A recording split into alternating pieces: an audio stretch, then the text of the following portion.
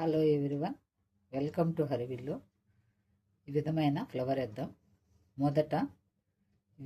మొదట రౌండ్గా గీసుకొని దాని లోపల ఫ్రెంచ్ నాట్స్ వేసుకోవాలి. తర్వాత ఇది ఒక లేయరు ఒక కలర్ వేసుకోవాలి. నెక్స్ట్ సెకండ్ లేయరు ఇంకొక కలర్ వేసుకోవాలి. ఇది ఎలా వేయాలి అని చూద్దాము. సూది ఇలా బయట తీసి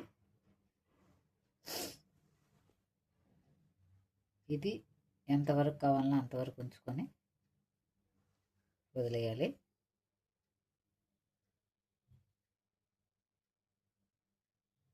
తర్వాత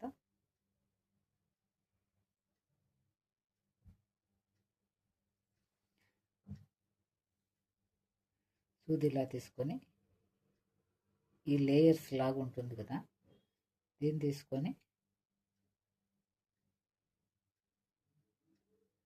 దీని వరకు ఇలా ముళ్ళలాగా వేయాలి. తర్వాత ఇంకొక 4 తీసుకొని దానికి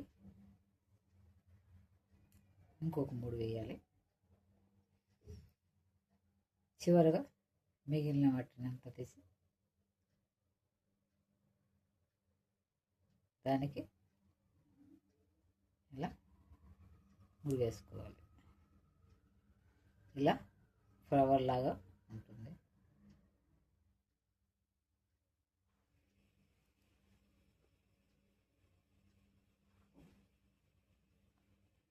ఇలా ఫ్లవర్ వస్తుంది.